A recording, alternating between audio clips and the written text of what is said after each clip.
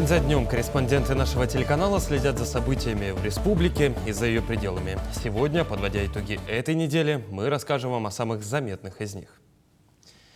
Вы смотрите программу «Якутия. День за днем». В студии Петр Васильев. Здравствуйте. Вот о чем мы расскажем в ближайший час. Резонансная смерть первокурсника юрфака потрясла жителей республики. Наш корреспондент разбирался в перипетиях трагической истории. Подтвердить статус многодетной семьи стало проще. Теперь для посещения объектов культуры и спорта достаточно предъявить мессенджер Макс. План по перевозке жизнеобеспечивающих грузов в республике перевыполнен. Итоги сезона навигации подвели в регионе. Завершилась образовательная программа первого федерального проекта «Свой бизнес» для участников специальной военной операции, ветеранов и членов их семьи. В столице стартовал международный турнир Дмитрия Коркина. Он собрал борцов из 12 стран.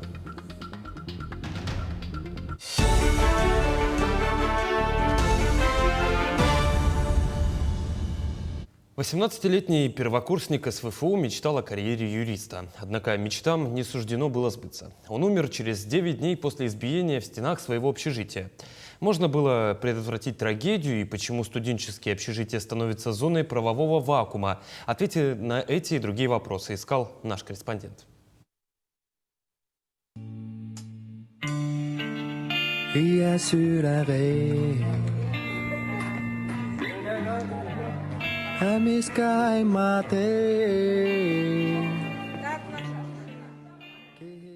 Сейчас в социальных сетях студенты выкладывают прощальные видео с Петей, который уже не сможет так же счастливо и весело проводить время со своими однокурсниками. Эти кадры сняли всего несколько месяцев назад.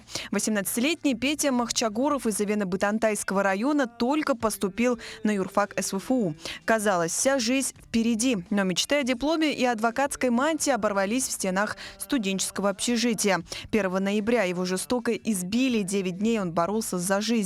10 ноября его не стало. Официальная причина смерти – черепно-мозговая травма. Петя к нам прибыл в 10 классе.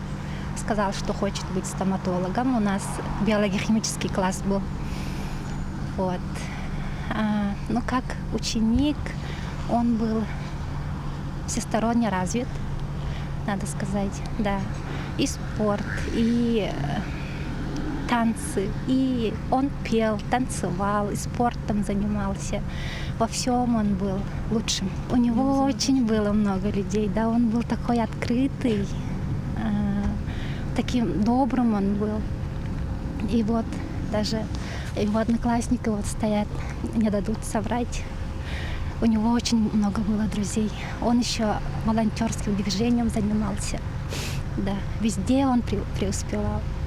Свои личные соболезнования родным уже принес глава республики. Выражаю искреннее соболезнование родным и близким погибшего, всему студенческому сообществу СВФУ. Требую от руководства университета в тесном взаимодействии со следственными органами провести всестороннее разбирательство, установить все обстоятельства произошедшего и обеспечить привлечение виновных к ответственности.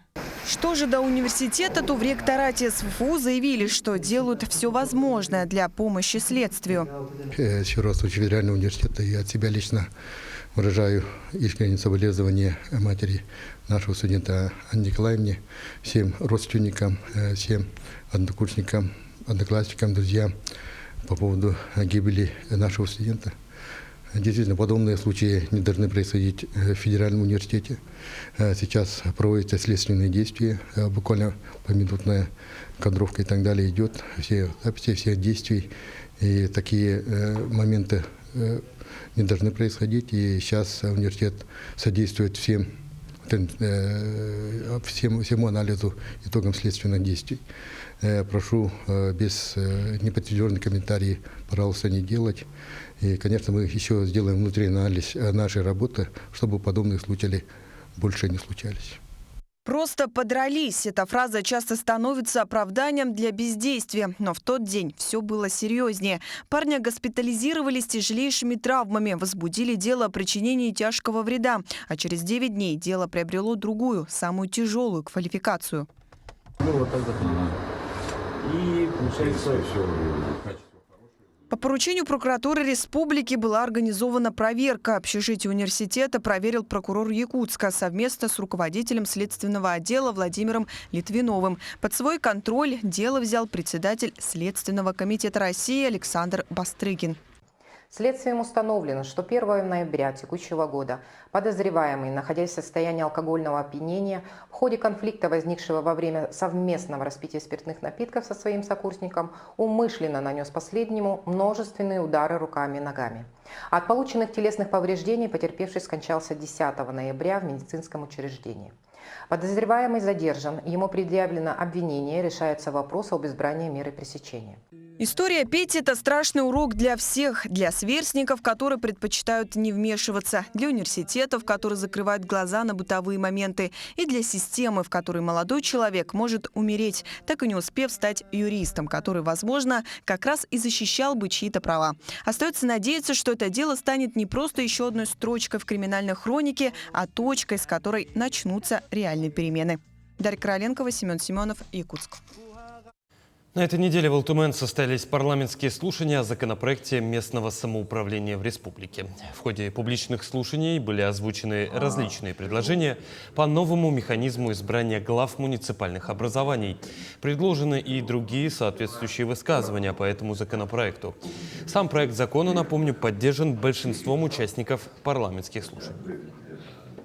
Главы сельских и городских поселений они будут избираться представительными органами этих поселений по представлению конкурсной комиссии, которая в свою очередь будет формироваться наполовину по предложению главы муниципального района, наполовину по предложению представительного органа этого сельского или городского поселения.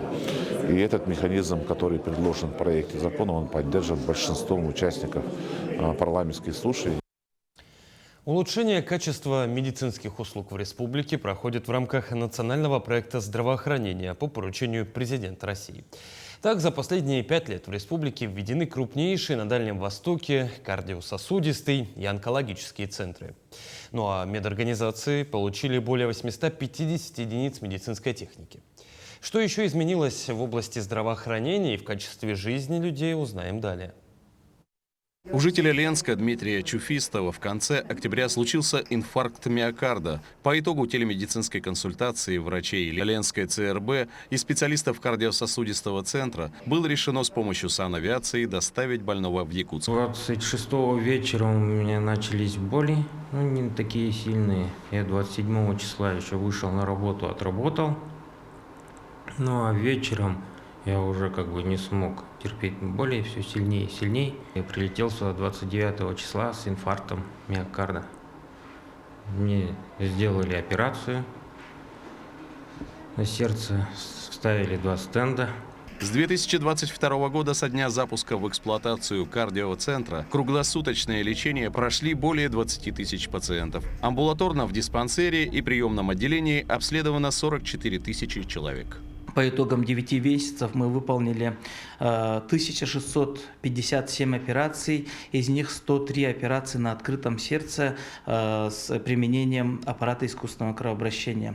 В этом году у нас запланирована 1 пересадка сердца. Очередное масштабное событие в здравоохранении – возведение онкологического диспансера. В феврале прошлого года в режиме видеоконференции его открыли с участием Владимира Путина. Благодарные пациенты есть уже сегодня. Надежда Иртюкова борется с раком с 1998 года. Она прошла все этапы лечения онкологии и по сей день преодолевает эту болезнь. За этот период Надежда на себе испытала развитие предоставления медпомощи онкологического направления в Якутии. Условия были очень такие жесткие. Нас в палате лежало по 8 человек. На все наше отделение было всего 2 туалетные комнаты. И медикам нас приходилось уносить в реанимацию на руках, потому что каталки не проходили. Постоянно прохожу химиотерапию.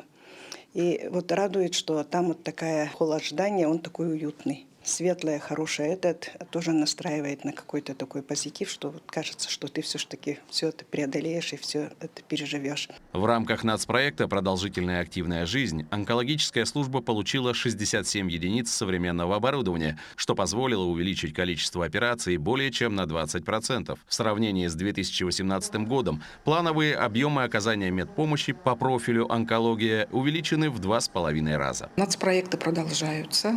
На сегодняшний день мы уже в национальном проекте «Продолжительная активная жизнь».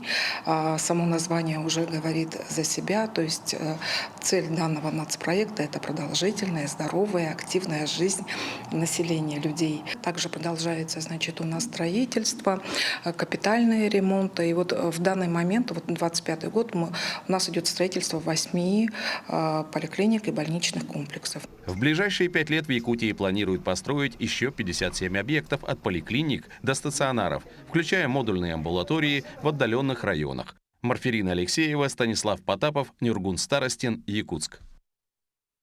Зима в Якутии вступила в свои права, вода подернулась льдом. Но нельзя забывать при этом, что обмануться внешней крепостью ледяного покрова очень легко. С начала ноября инспекторы провели более 70 рейдов на водоемах. Подробности в сюжете далее. Сколько ни бейся, а желание скоротать путь и выйти на тонкий лед всегда в человеке было. И, к сожалению, часто это оборачивается трагедией. С начала этого года в Якутии утонуло 4 человека. Последний подобный случай произошел в Верхнеколымском районе. Там под лед ушел мужчина, отправившийся на рыбалку на снегоходе. В северных реках уже начинаются открываться переправы, но между тем, ну вот в центральной Якутии, если взять под городом Якутском, на реке Лена, только вот лед встал. Вот, поэтому, ну, идут информации о том, что люди там пешком ходят. Вчера была информация о том, что машины вроде вот там проезжают. Но это самый такой опасный период. Вот когда все-таки техника, но в том числе вот на северах это бураны, могут они утонут. Хотя лед в 204-м микрорайоне уже достаточно крепкий для того, чтобы он выдержал и хивус, и человека. На нем машинам сюда категорически запрещено въезжать. Это не официальная переправа. Помимо того, что любители экстремальной езды понапрасну рискуют жизнью, это считается административным правонарушением и карается штрафом. Чтобы предупредить о последствиях и напомнить о правилах безопасности, весь ноябрь инспекторы ГИМС проводят рейды. Регулярно патрули дежурят у станции Намыв в Якутске. И все не зря. Сегодня комиссия поймала 3 нарушителей. Мы проводим такие мероприятия, очень часто будем проводить, так как ближайшая переправа будет готова только к началу декабря этого года.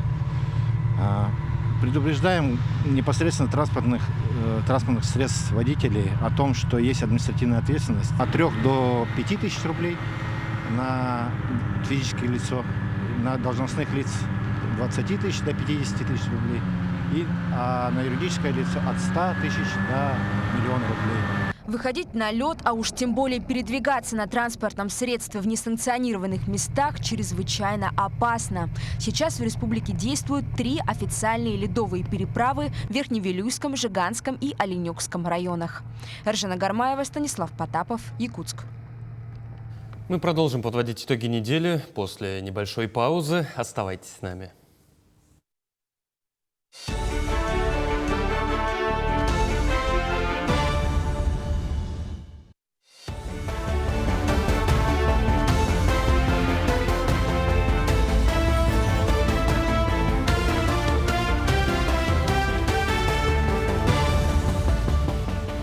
Вы смотрите программу «Якутия. День за днем». Мы продолжаем. На улицах Нерюнгри работает снегоуборочная техника. Зима там полноценно вступила в свои права, укрыв дороги города белым покровом. Но для коммунальных служб и городской администрации этот сезон приносит трудности, которые необходимо решать оперативно и эффективно. Борьба со снегом проводится ежедневно. Механизированная снегоочистка автомобильных дорог, внутриквартальных проездов, а также распределение противогололедных материалов выполняется для удобства передвижения и безопасности дорожного движения. Уборка улиц – сложный процесс, требующий координации усилий множества служб и ведомств. При этом важно понимать, что эффективность зависит не только от техники, но и от человеческого фактора. Для качественной очистки внутриквартальных проездов в адрес управляющей компании ТСЖ направляются письма с графиком очистки внутриквартальных проездов для уведомления жителей о необходимости освобождения придомовой территории от припаркованного автотранспорта. Просим жителей принять данный факт во внимание и оказать содействие в том, чтобы наш город становился чище и комфортнее. Подтвердить статус многодетной семьи стало проще. Теперь для посещения объектов культуры и спорта достаточно предъявить российский мессенджер Макс. Как работает новая функция и что необходимо для подтверждения, знает наш корреспондент. Семья Никитиных многодетная. У них растет 8 детей, самому младшему из которых всего месяц. Родители часто проводят время с детьми. Сегодня по плану у многодетной семьи посещение музея. Для бесплатного прохода в учреждение семье достаточно было показать QR-код в мессенджере Макс. Мы посетили с детьми музей музыки и фольклора. Доступно пока написала, это показывает. Легко и быстро. Быстро установили. Да, облегчаем. Облегчает нас. Помог, как быстро находить и эти документы искать. Как же подтвердить статус многодетного через приложение Макс? Перейти в свой профиль в приложении и открыть вкладку «Цифровой ID». Выбрать кнопку «Подтвердить статус многодетного». Показать экран с фотографией и наложенным QR-кодом проверяющему. Для использования сервиса родителю необходимо иметь подтвержденную учетную запись на портале госуслуги и цифровой ID в приложении Макс. Настроить цифровой идентификатор можно с помощью биометрического загранпаспорта или водительского удостоверения. Никакие персональные данные недоступны проверяющему лицу. То есть при предъявлении QR-кода в мессенджере Макс, например, сотруднику учреждений культуры или спорта для получения скидок и льгот при посещении учреждений, персональные данные недоступны проверяющему лицу. То есть для него будет понятно только то, что статус многодетной семьи подтвержден. Макс – современное российское приложение, призванное облегчить жизнь граждан. С его помощью можно обменяться сообщениями, совершать звонки и многое другое. В мессенджере внедрены банковские услуги и портал госуслуги. Кроме подтверждения статуса многодетной семьи, в приложении можно доказать возраст для покупки товаров с ограничениями и статус студента для посещения учебных заведений. Вероника Таюрская, Джилстан Иннокентьев, Якутск. В Мирнинском районе ведется активная работа по оказанию всесторонней помощи семьям участников специальной военной операции и самим мобилизованным землякам. Администрация района совместно с руководителями предприятий и организаций регулярно проводит встречи с родственниками бойцов, чтобы оперативно выявлять и решать возникающие проблемы. Поступающие заявки от семей участников СВО рассматриваются в приоритетном порядке. Оказывается помощь в решении бытовых вопросов, организации досуга для детей, предоставлении консультаций по юридическим и социальным вопросам. Кроме того, ведется и работа по обеспечению мобилизованных земляков необходимым снаряжением и оборудованием. Гуманитарные поездки в зону специальной военной операции и контртеррористической операции в Курской области. Было отвезено более 100 позиций товарно-материальных ценностей, такие как квадрокоптеры, тепловизоры, бензиновые генераторы, и маскировочные сети, а также посылки от семей участников специальной военной операции. Также были сформированы продуктовые наборы. Нам хорошо помогают наши местные предприниматели, а также рыбзавод местный Чернышевский. Завершилась образовательная программа первого федерального проекта «Свой бизнес» для участников специальной военной операции, ветеранов и членов их семей. В течение 5 дней 21 участник разрабатывал собственные бизнес-проекты и получал консультации от экспертов и действующих бизнесменов. На закрытии они защитили свои проекты перед жюри, которое, в свою очередь, оценивало их актуальность и социальную значимость. По итогам разыграли 3 гранта. Один на 200 тысяч рублей и 2 гранта по 100 тысяч рублей. Остальные участники получили сертификаты и возможность льготного микрозайма до 2 миллионов рублей под 1%. В следующем году планируется также запустить несколько подобных проектов. Я могу рассказать об опыте предыдущего проекта, который мы реализовывали. У нас также более половины участников пошли в бизнес, реально его зарегистрировали. Но основные проекты, связанные с это услуги, это автосервисы различные, это ремонты помещений, это репетиторские центры, это производство сувенирной продукции, туристические услуги. Ну, интерес достаточно большой, то есть люди в зависимости от того, какие навыки они умеют, какие компетенции, да, они могут применить их на практике. В Якутске отмечают тенденцию закрытия ресторанов. Действующий НДС в 5% сжирает прибыль, нагрузка высокая по анализу 6 и 9 месяцев. На их месте появляются более дешевые форматы, то есть точки быстрого питания. При этом сами рестораторы говорят о росте расходов и снижении спроса. Ситуацию на рынке изучил наш корреспондент. Закрытый ресторан позади меня – один из тех, кто не выдержал текущей экономической нагрузки. И подобных случаев становится все больше. Если тенденция сохранится, то в городе может существенно измениться сфера общественного питания. Все больше ресторанов закрывают свои двери, уступая место небольшим форматам – от шаурмечных до закусочных. Только в этом году перестали работать целых 7 ресторанов. Это связано как с падением покупательской способности, так и с общей экономической нагрузкой на предпринимателей. По итогам 2025 года за 6 месяцев, за 9 месяцев видим, какая идет большая налоговая нагрузка, в целом фискальная нагрузка на малый и средний бизнес. Кризис – это такой всегда момент, выживает, конечно, сильнейшие. Хотела бы обратить все-таки наше правительство, да, нашу окружную администрацию, разработать те меры поддержки, которые помогут выжить.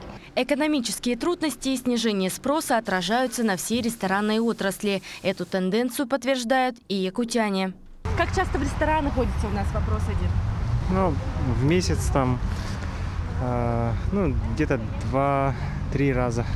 Очень редко. Раз в 3 месяца, наверное. А шаурмечные, более дешево и, знаете, мясное что-то хочется сразу же.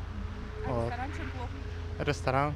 Более такое дорого, еще не круглосуточно работает. Где предпочитаете кушать? В столовой. Почему? Вкуснее. Шаурмечную. Ага, почему? Потому что шаурма вкусная. В рестораны как часто ходите? О, часто. Ладно, шучу. Не часто. Рестораны у нас закрываются. Это тоже плохо. История владельца одного из столичных ресторанов Сергея Фомина становится типичной для рынка. Заведение, которое долгие годы стабильно работал, сегодня вынужден адаптироваться к новым условиям. Расходы растут, не хватает работников, а посетителей становится меньше. Стараемся, развиваемся, но, к сожалению, реалии сегодняшнего дня диктуют свои правила. Но мы подстраиваемся, мы предприниматели. Я бы сам здесь поставил внизу какую-нибудь шаурмечную, классную. Разные категории людей кушают в разных местах. В наш ресторан не придет таксист кушать, да? Но мы ему даем возможность попробовать плюс-минус нашу кухню, но в другом формате и чуть-чуть дешевле. Тенденция закрытия ресторанов наблюдается не только в Якутии, но и по всей стране. Бизнес вынужден адаптироваться к сегодняшним реалиям и искать выходы. Даяна Федорова, Семен Семенов, Якутск. В селе Хатасы открылся новый цех по убою скота. Предприятие оборудовано всеми необходимыми инструментами и помещениями для первичной обработки мяса. Здесь будут проводить полный цикл переработки: забой скота, снятие шкур, очищение потрохов, фасовку мяса и субпродуктов. Производственная мощность составляет 10 голов в смену. Помимо этого, цех также предоставляет услуги забоя населения. Это выгодно для фермеров с большим количеством различного скота, которые хотят при этом официально продать свою продукцию.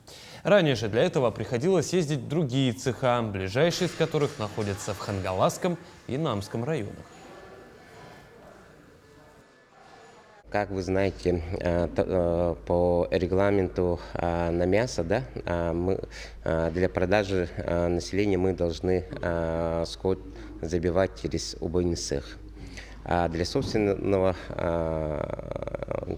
они могут забить сами, но для продажи обязательно через убойный цех.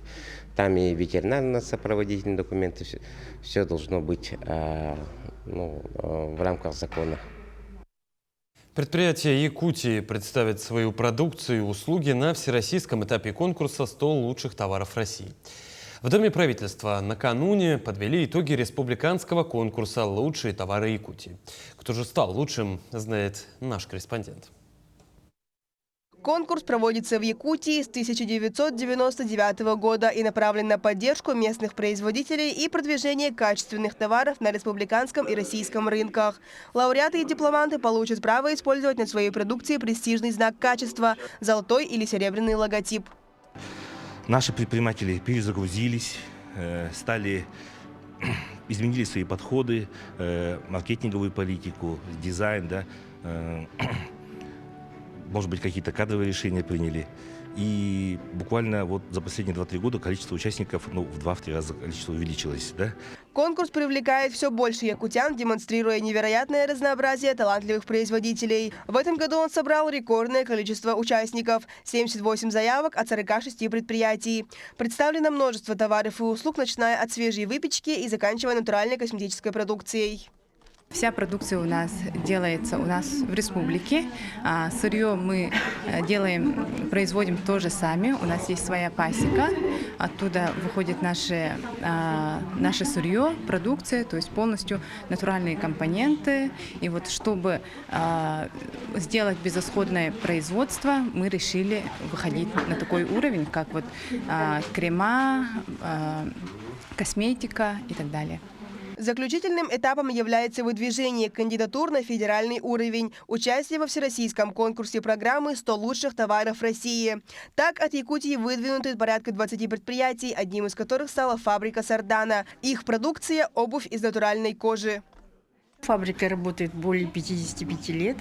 В общем-то, мы всегда шили кожаную обувь, но в последнее время наши технологи, дизайнеры разработали более новые модели, более усовершенствованные для современного мира и образа жизни. Конкурс способствует насыщению республиканского рынка высококачественными и конкурентоспособными товарами местного производства, что в свою очередь поддерживает экономическое развитие региона. Лилия Бурцева, Станислав Потапов, Якутск. Мы продолжим подводить итоги минувшей недели после небольшой паузы. Оставайтесь с нами.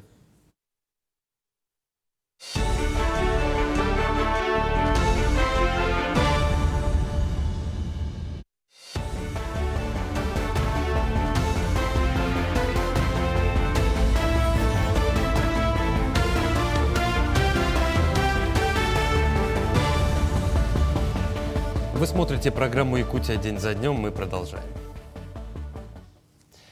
Заместитель генерального прокурора России накануне представил коллективу прокуратуры нашего региона нового прокурора, государственного советника юстиции Сергея Дябкина. Подробнее о нем и его основных задачах узнаем далее. На приветственном совещании замгенпрокурор России Сергей Зайцев представил Сергея Дябкина как принципиального и требовательного руководителя. Это подтверждается большим опытом работы на руководящих должностях. Сергей Дябкин окончил юридический факультет Красноярского государственного аграрного университета.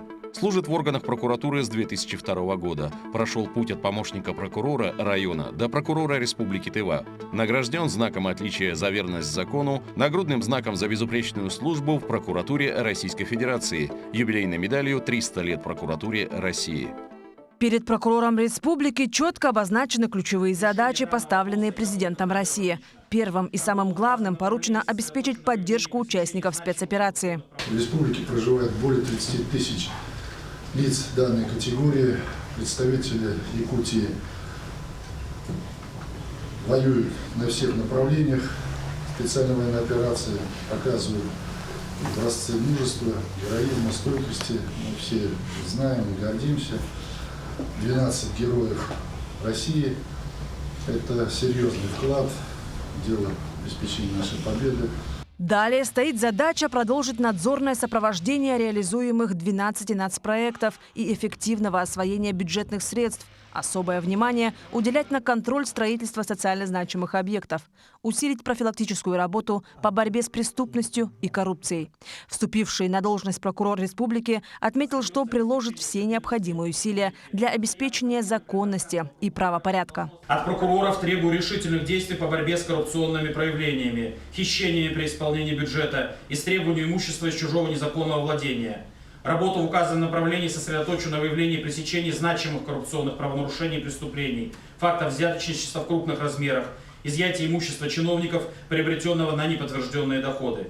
По каждому уголовному делу необходимо добиваться возмещения причиненного ущерба. Соответствующее поручение прокурорам городов и районов уже дано. Глава республики Айсен Николаев выразил уверенность в конструктивном диалоге с прокуратурой, обозначив поставленные задачи и цели едиными. Марферина Алексеева, Семен Семенов, Якутск. План по перевозке жизнеобеспечивающих грузов выполнили на 102%. Итоги сезона навигации подвели в столице республики. Закрытие судоходной навигации проведено в плановые сроки. Всего за этот год перевезли 2 миллиона тонн топливно-энергетических и других необходимых ресурсов. Отмечу полное обеспечение труднодоступных участков республики. В ходе заседания также обсудили планы на год грядущий. Его самым актуальным вопросом является финансовая составляющая. Мы, правительство, в этом плане, безусловно, ежедневно этим вопросом озадачены. Есть ряд протокольных поручений главы. И сегодня одна задача – выровнять финансовую составляющую этого вопроса. Ну и, конечно, оздоровить, поправить, как говорится, состояние наших хозяйственных субъектов, в том числе работников речного флота. Названа предварительная причина пожара в деревянном доме по улице Халтурина. По предварительным данным, возгорание могло произойти из-за неосторожного обращения с огнем. Чтобы не допустить подобные случаи, сотрудники МЧС проводят профилактические рейды в жилых секторах. Подробнее об одном из таких в следующем сюжете. С наступлением морозов увеличился риск возникновения пожаров, причинами которых являются использование неисправных, самодельных или самостоятельно отремонтированных электроприборов, а также излишняя нагрузка на старую и изношенную электропроводку. В целях защиты жизни и здоровья людей от пожаров, повышения уровня защищенности необходимо устанавливать автономные дымовые пожарные извещатели GSM-модуля. Состояние аварийных домов и неосведомленность граждан о правилах безопасности – настоящая трагедия, которая может обернуться ужасными последствиями. Мы живем в мире, где каждая искра может стать причиной огненной стихии, угрожающей не только имуществу, но и самому ценному – жизни людей. Сотрудники напоминают гражданам о соблюдении элементарных правил пожарной безопасности, то есть не оставлять электроприборы без присмотра. Также напоминают детям о правилах пожарной безопасности. Одной из самых частых причин пожаров в домах-квартирах является возгорание электропроводки. Постоянное использование новой бытовой техники приводит к увеличению нагрузки электроэнергии. Многие дома и квартиры не справляются с такой нагрузкой. Именно поэтому стоит перед покупкой новой мощной техники задуматься, выдержит ли ваша проводка эту нагрузку и не стоит ли ее заменить. Основными причинами возникновения пожаров у нас является электрооборудование, неисправность электрооборудования и оставление электрооборудования в ночное время и так далее. Неисправность своих же электрооборудований надо проверять чаще. С начала года на территории Якутска зарегистрировано почти 600 пожаров, в результате которых не стало 11 человек. В связи с увеличением числа пожаров важно помнить, что профилактика – ключ к безопасности, особенно для деревянного жилфонда, подверженного высоким рискам возгорания. Лилия Бурцева, Джулстан Иннокентьев, Якутск. На протяжении более 300 лет доблестные полицейские стоят на страже правопорядка. Об одном из таких сотрудников, проявившем героизм, и пойдет речь в нашем следующем материале. В скромно улыбающемся молодом человеке не сразу разглядишь героя. Якутянин Максим Бубенчиков – обладатель медали за спасение погибавших. За смелые и решительные действия при спасении людей в экстремальных условиях указом президента Российской Федерации медалью за спасение погибавших награжден подполковник полиции Бубенчиков Максим Николаевич, заместитель командира батальона дорожно-патрульной службы госавтоинспекции МВД по республике Саха, Якутия.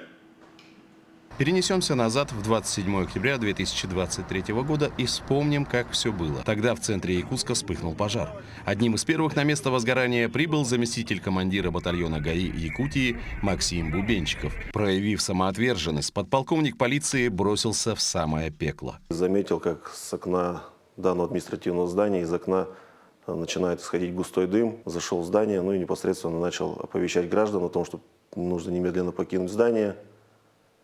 И далее уже совместно с пожарными произвели эвакуацию остальных уже всех людей. Максим Николаевич с самого детства задумывался над вопросом, кем хочу стать. Но, как говорится, гены победили. Ведь перед глазами пример отца, отдавшего службе уголовного розыска более 20 лет. Прямо такой сильной цели не было, что именно пойду в ГАИ, в органы работать. Принял решение уже в подростковом возрасте прийти на службу и продолжить династию. Пока неизвестно, продолжит ли сын подполковника ратный путь семейной династии. Но точно известно, что наш герой приучает мальчика к мужскому делу. У меня сын, ему сейчас 9 лет, ходит во 2 класс. С ним обычно в выходные дни стараемся тоже выезжать на природу, на дачу, проводить вместе время в каких-то парке культуры и отдыха, либо культурных центрах. Как и многие сотрудники правоохранительных органов, Максим Бубенчиков не привык к славе и почету. Профессионализм заместителя командира батальона отмечают его коллеги. Всегда он впереди у нас, везде, во всех мероприятиях, где сопровождение требуется. Он везде работает у нас. Еще повторюсь, примером себя показывает постоянно. Грамотный сотрудник. Не погоны красят мужчину, а его скромность. Наш якутский герой не исключение. Несмотря на высокую награду, Максим Бубенчиков остается верен своему специальному батальону и своей родной республике. Николай Коровин, Вероника Таюрская, Нюргун Старостин, Якутск. В Национальном центре медицины прошли мастер-классы по лапароскопической хирургии с прямой видеотрансляцией из операционной. Доктора наук по высокотехнологичной хирургии и пересадке органов и тканей провели 2 сложнейшие операции. Эти вмешательства стали первыми подобными операциями в Якутии. Они являются образцом современной хирургии, которая позволяет значительно сократить сроки восстановления пациентов и минимизировать риски послеоперационных осложнений. Выполнить операцию малоинвазивным методом, скорректировать нарушенную функцию дыхания у пациента за счет перенесенной когда-то давно, 6 лет назад, травмы через несколько проколов на передней брюшной стенке. Эта операция не потоковая, то есть эту операцию не делают каждый день. Опыта по стране таких операций не очень много. В любой достаточно штучные ситуации. А во второй половине дня уже непосредственно по трансплантации печени будет прочитана лекция с демонстрацией видеоматериалов, касающихся техники операции, касающихся аспектов различных до после операционного периода пациента с трансплантацией. В республике продолжается осенний марафон по прохождению диспансеризации. В рамках акции, которую инициировало Министерство здравоохранения, жители могут сдать анализы и пройти обследование. К марафону здоровья и благополучия присоединился и Алданский район. Продолжение в нашем сюжете.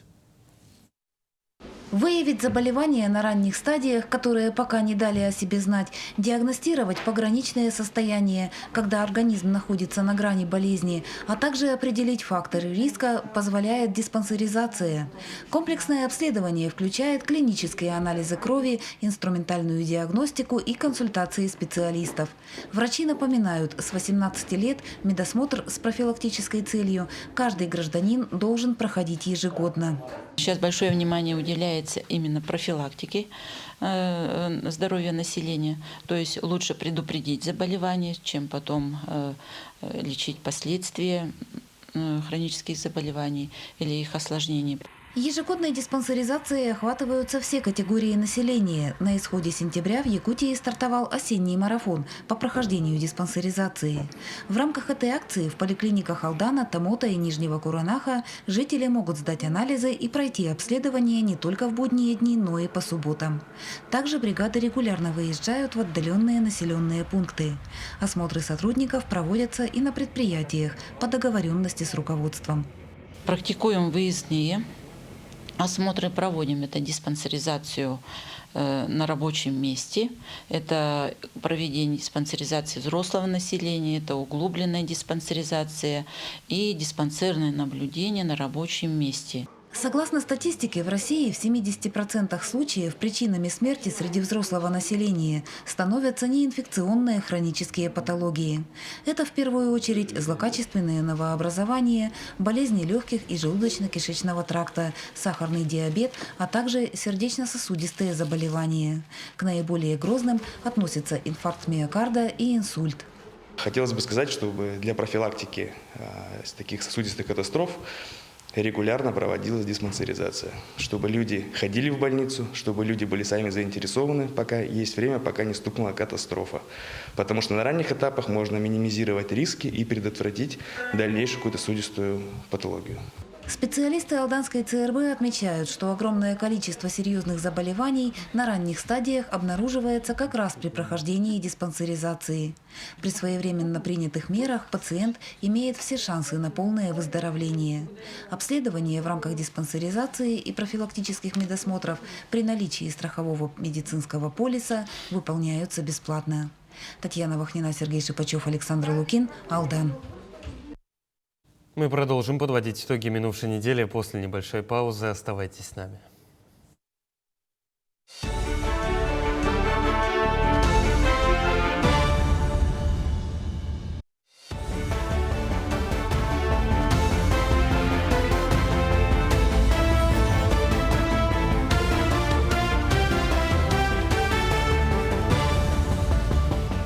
Вы смотрите программу «Якутия. День за днем». Мы продолжаем.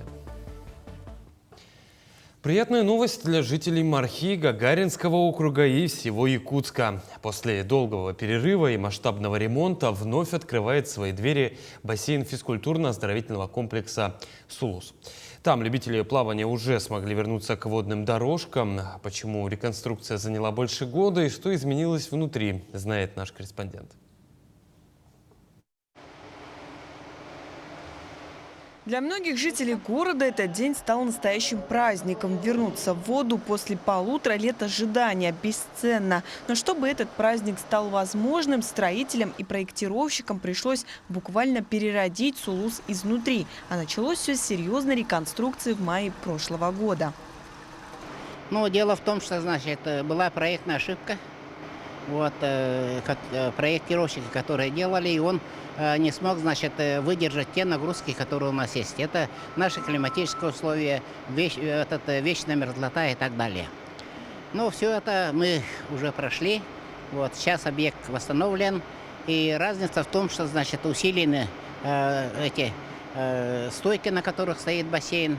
Вот, и надеемся, что, значит, вообще усилено все как бы несущее оборудование. Мы привыкли, что в бассейне есть обычная стандартная глубина. Но здесь, в обновленном Сулусе, есть фишка, которая может понравиться каждому. Если в начале глубина 1,40 м, то в конце глубина 1,80 м. Такой плавный переход поможет детям, тем, кто не умеет плавать, ну и, конечно же, пожилым, кто может заниматься аэробикой, например. Однако комфортная глубина – это только начало. Здесь находится самый большой в городе детский бассейн, который будет принимать детей без родителей от 4 до 7 лет. В малой и большой ванне у нас имеется кресло для инвалидов. В малой ванне у нас проводятся секции по плаванию. То есть мы принимаем детей от 4 до 7 лет с тренерами по плаванию, их обучают азам плавания и приучают к воде. Ну, конечно, бассейн очень важен для жителей Гагаринского, Мархинского округа, потому что в этом районе такого спортивного комплекса большого нет, потому что плавание – это один из видов спорта, который самый эффективный. И вот так, пройдя через вынужденный простой и масштабную реконструкцию, Сулус не просто вернулся в строй. Он стал современнее, безопаснее и удобнее для всех категорий посетителей, от самых маленьких до людей с ограниченными возможностями здоровья. И теперь у жителей целого района снова есть свой спортивный и оздоровительный центр. Дарья Короленкова, Аэлита Махно, Якутск. Идем далее. Детская футбольная команда ДЮСШ номер 4 вернулась с соревнований из Новосибирска с Омской футбольной лиги по футзалу. Соревнования прошли среди юношей 14-15 годов рождения. Всего же в турнире приняло участие 8 команд из Якутска, Мирного, Бердска, Новокузнецка и Новосибирска. Их разделили на 2 группы. Команда ДЮСШ номер 4 за время соревнований выиграла сразу 4 команды. Это «Зенит», «Спартак», «Сибиряк» и «Земляков» из Мирного, «Алмаз Алроса», выйдя в финал Кубка. В ходе встречи с хозяевами поля якутская команда показала достойную игру, уступив на 1 гол со счетом 4-3, заняв 2-е место на соревнованиях. Сильная конкуренция была, там все команды были сильные. Особо слабых не было. Даже 7-8 могли дать нам отпор. И я получил лучшего игрока. Было много моментов, но мы проиграли 4-3. Но все отметили, что наша команда была лучше на этом турнире. Мы впервые выехали на турнир детский за пределы республики, где заняли 2-е место. Сейчас будем готовиться к первенству Дальнего Востока, где будет оно проходить в феврале. Юные баскетболисты детской спортивной школы «Лидера» из Нерюнгри вернулись также с очередных соревнований, продолжив пополнять копилку высоких достижений. Подробности у наших коллег из Нерюнгри. Завершился первый тур межрегиональной детской баскетбольной лиги «Север». Спортсмены из Нерюнгри вновь показали высокий уровень подготовки и пополнили копилку ярких побед. Победки БАМа, все города, северные города принимали участие. Получается, Федерация Иркутской области сделала такой хороший мегапроект для развития баскетбола в дальних населенных пунктах по линии ветки БАМа. В данном турнире в Лиге Севера принимало участие 12 команд. Значит, мы сыграли в первом туре 5 игр, 3 из которых победили и 2 нечаянно уступили. В первом туре были сыграны 31 матч. Каждая игра была наполнена напряженной борьбой, красивыми атаками и точными 3-очковыми бросками. Болельщики, тренеры и родители стали свидетелями зарождения новых звезд и запоминающихся спортивных моментов. Турнир хороший, игры достаточно хорошо сыграли, команда очень хорошо была подготовлена. В плане побед мы совершили 3 победы, и команды были достаточно подготовленные, сильные, и мы упорно боролись за каждый мяч и пытались вырвать победу зубами.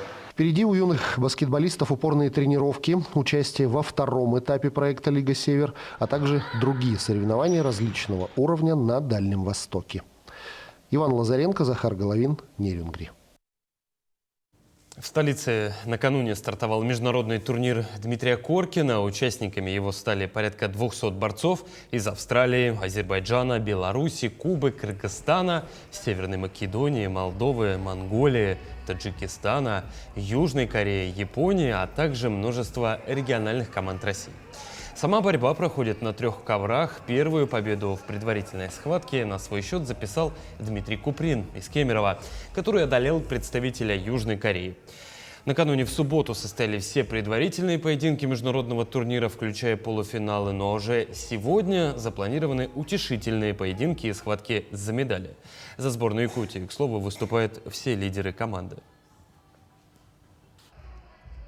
Любого борца, которого бы не спросили с других регионов, любой скажет, что здесь он себя, любой борец, чувствует как дома.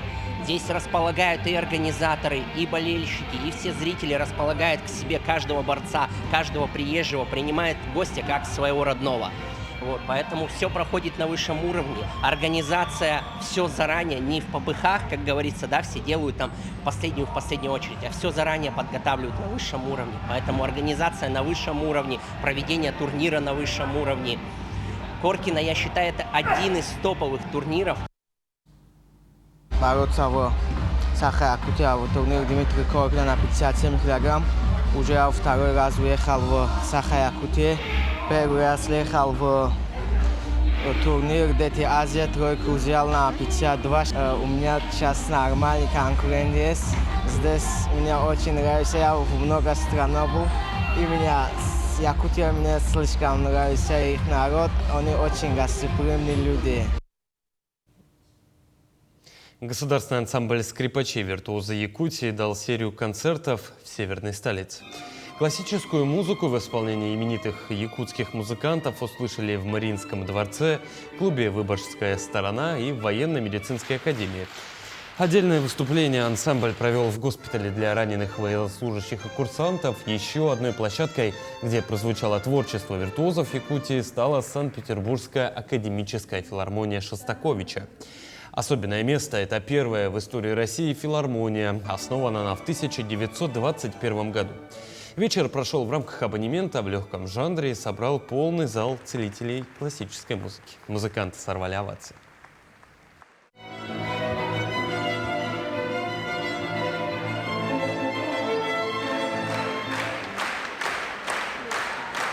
На некоторых произведениях прям слезы наворачивались на глаза, слезы радости, восторга, какого-то невероятного трепета от этого ансамбля. Поэтому огромное спасибо.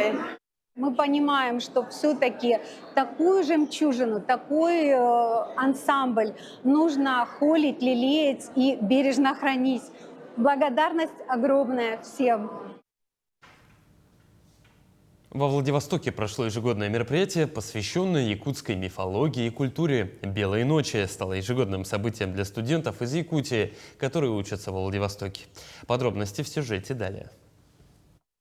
Во Владивостоке якутская студенческая организация «Кескиль» провела мероприятие «Белые ночи». Как отмечают организаторы, оно является ежегодным и посвящено якутской мифологии и культуре.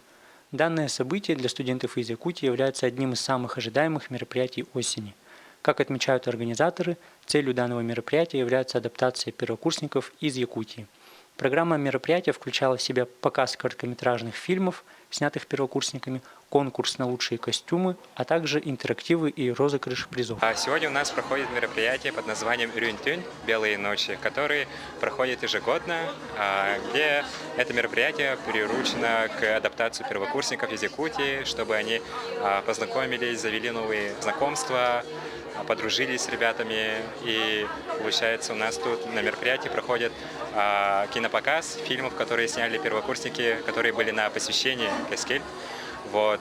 И также проходит конкурс на лучшие костюмы, женские и мужские. Старшекурсники из якутского землячества выступали в роли наставников, помогали участникам сплотиться в команды и реализовать творческие идеи. Мероприятие также стало испытанием для стажеров, претендующих на вступление в якутскую студенческую организацию «Кескиль». По итогам мероприятия аппарат организации принимает решение о включении новых участников в организацию. У нас мероприятие «Рюнтюнь», оно у нас традиционное. Мы каждый год проводим такое мероприятие, которое связано именно с якутской мифологией. В этом году у нас концепт «Абагалах Алас», то есть с перевода на русский это «Алас с привидениями», также на Мохтор, то есть легенды, якутские легенды. Мы это мероприятие проводим вместе со стажерами, то есть мы организация «Кескиль» землячества во Владивостоке. И чтобы набрать стажеров, новых кескилят, которые хотят вступить в нашу организацию, они проходят стажировку благодаря этому мероприятию, поэтому оно для нас очень важное. Стажеры Кескиль отмечают, что столкнулись с проблемой коммуникации внутри команды, а также постановкой танца на открытии мероприятия. Как отмечает участница, подготовка длилась около месяца. Мы с нашей командой танцуем на этом мероприятии. Мы очень долго готовились, усердно. Почти каждый день тренировались по несколько часов. Трудности были то, что у нас команда новая, новички все были, поэтому сложно было коммуникацию, танцевать тоже сложно было. Несмотря на все сложности при подготовке мероприятия, стоит отметить, что подобного рода события помогают первокурсникам из Якутии адаптироваться на новом месте и найти новых друзей, а также организации «Кескиль» набирать новых членов в свои ряды с помощью стажеров. Иннокентий Кычкин, Владивосток. Такой была минувшая неделя глазами наших корреспондентов. Ну а я на этом с вами прощаюсь. До встречи.